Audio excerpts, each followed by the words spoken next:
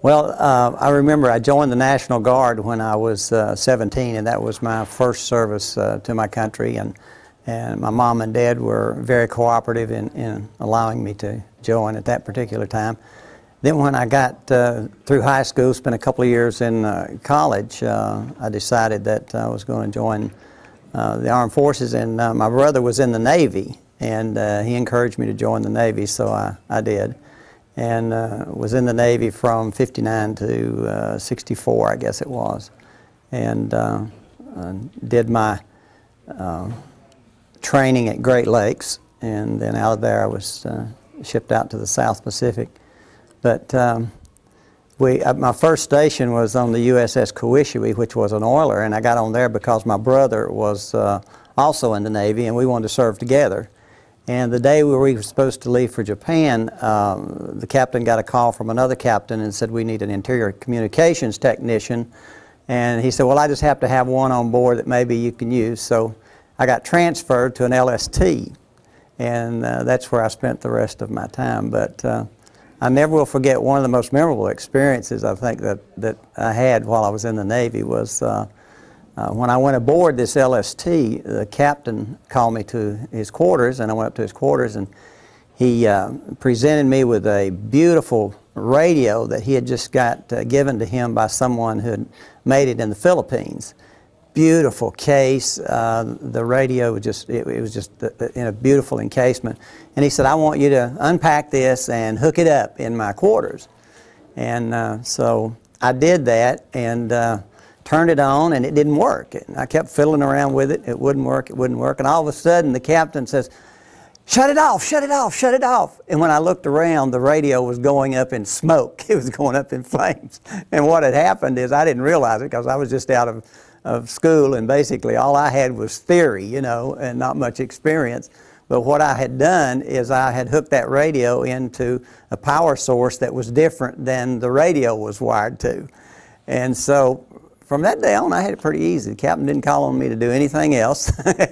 Every time he would see me, he would just say, hey man, how you doing? And that was about it. But it was great to serve in the military. I think every son and daughter should have that opportunity to serve, because it really places a discipline in your life that prepares you for the future.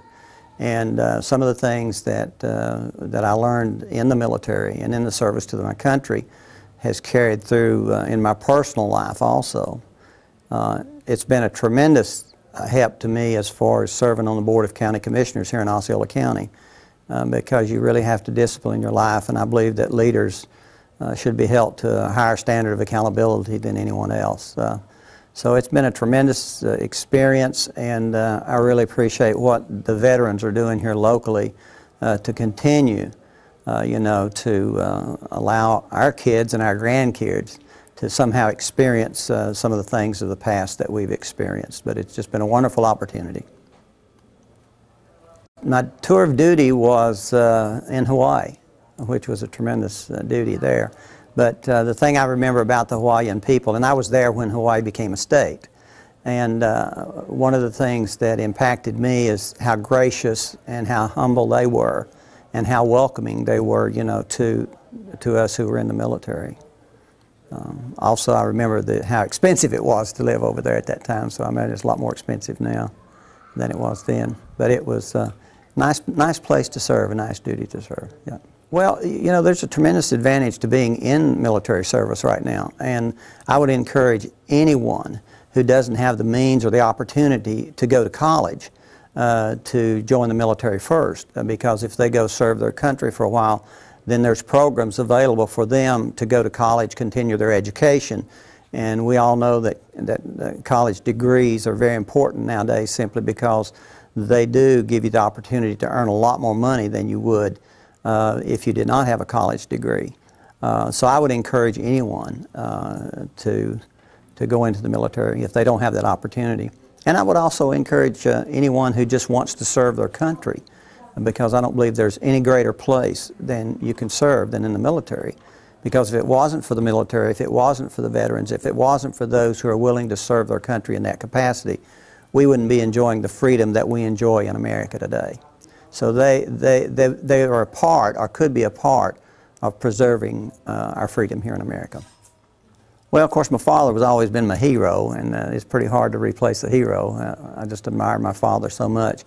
But I think the ship that I served on, there was a young man there who was a captain, and he was with another branch of the service, but somehow he had gotten stationed here as a liaison agent or something. And he was a man of high moral values and integrity.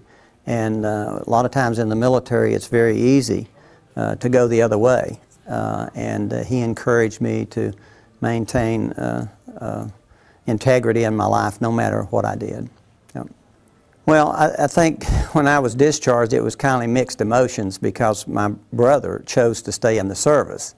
And in fact, he just retired a few years back from military service. And at that point, I contemplated, you know, should I make the military a career? And of course, once you get discharged and you're out for a few years, then it makes a difference. You know, your perspective changed. So I would encourage anyone who is facing, you know, the end of their service, that they evaluate very thoroughly whether they want to make a career out of the military or not, because it's a tremendous career opportunity.